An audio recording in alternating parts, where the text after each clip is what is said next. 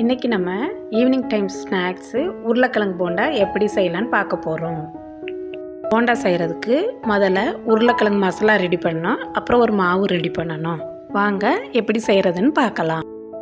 தேவையான பொருட்கள்: வேக வைத்த உருளைக்கிழங்கு 1/4 கிலோ, கடலை மாவு 3/4 கப்பு, அரிசி மாவு 1 ஸ்பூனு, பெரிய வெங்காயம் 1, பச்சை மிளகாய் 2, இஞ்சி ஒரு சின்ன துண்டு, கடுகு 1/2 ஸ்பூன், ஜீரகம் 1 ஸ்பூன், கருவேப்பிலை கொஞ்சம், கொத்தமல்லி கொஞ்சம், பெருங்காயத்தூள் 1/4 ஸ்பூன், சோடா உப்பு 1/4 ஸ்பூன், மஞ்சத்தூள் 1/4 ஸ்பூன், மிளகாய்த்தூள் 1 ஸ்பூன், உப்பு தேவையான அளவு, எண்ணெய் பொரிக்க தேவையான அளவு.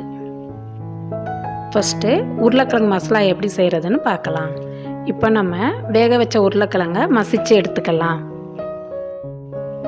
உருளைக்கிழங்கு பீஸாக இல்லாமல் நல்லா மசிச்சு எடுத்துக்கணும். ஒரு பாத்திரத்தில் 2 ஸ்பூன் எண்ணெய் சேர்த்துக்கோங்க. எண்ணெய் சூடானதும் கடுகு சேர்த்துக்கோங்க. கடுகு நல்லா பொரியட்டும். இப்போ ஜீரகத்தை சேர்த்துக்கலாம்.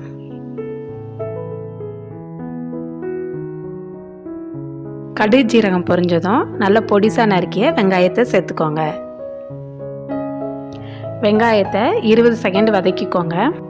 கருவேப்பிலை, இஞ்சி, பச்சை மிளகாய் சேர்த்து வதக்கிக்கோங்க. கருவேப்பிலை, இஞ்சி, பச்சை மிளகாலாம் நல்லா பொடிசாக நறுக்கி சேர்த்துக்கோங்க.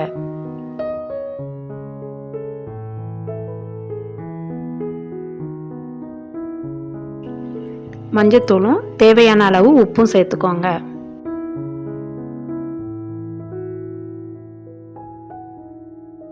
இப்போ மசிச்ச உருளைக்கிழங்கை சேர்த்துக்கலாம். உருளைக்கிழங்கு கூட 1/4 ஸ்பூனு பெருங்காயத்தூள் சேர்த்து எல்லாத்தையும் நல்லா கலந்து விட்டுக்கலாம்.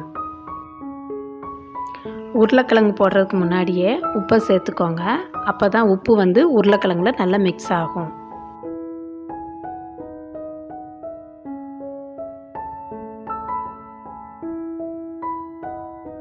கொத்தமல்லி தூவி நல்லா மிக்ஸ் பண்ணிவிட்டு இறக்கிடுங்க.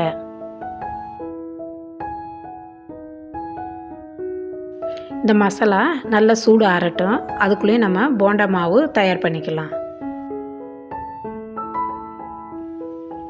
ஒரு பாத்திரத்தில் கடலை மாவு எடுத்துக்கோங்க. கூடவே 1 ஸ்பூன் அரிசி மாவு, மிளகாத்தூள், தேவையான அளவு உப்பு சேர்த்துக்கோங்க.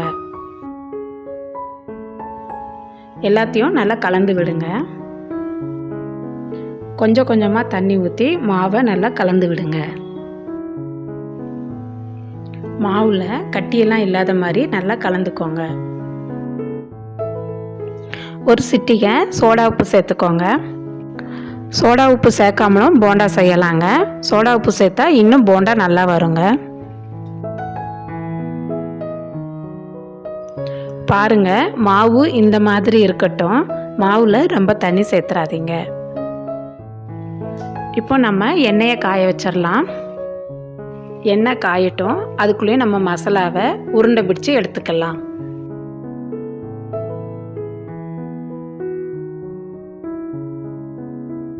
மசாலாவை சின்ன சின்ன உருண்டையாக பிடிச்சி செஞ்சோம்னா போண்டா நல்லா டேஸ்ட்டாக வருங்க.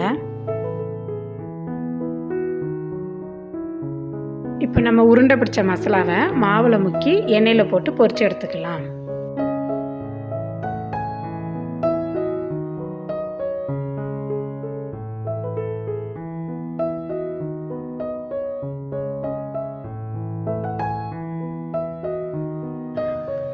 போண்டாவை எண்ணெயில் போட்டதும் அடுப்பை மீடியம் ஃப்ளேமில் மாற்றிக்கோங்க.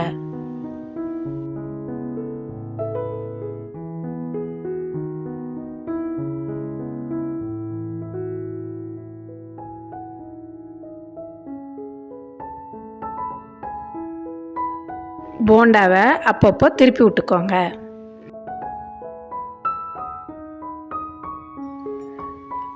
போண்டா நல்லா பொன்னிறமாக மாறிச்சுங்க. இப்போ போண்டாவை எடுத்துடலாம். சூடான போண்டா கூட தேங்காய் சட்னி வச்சு சாப்பிட்டிங்கன்னா ரொம்ப டேஸ்ட்டாக இருக்குங்க. உங்களுக்கு இந்த டிஷ் பிடிச்சிருந்தா ஹங்க்ரி ஜங்ஷனுக்கு லைக் பண்ணுங்கள், ஷேர் பண்ணுங்கள், சப்ஸ்கிரைப் பண்ணுங்கள். மறக்காமல் பெல் ஐக்கானையும் கிளிக் பண்ணுங்கள்.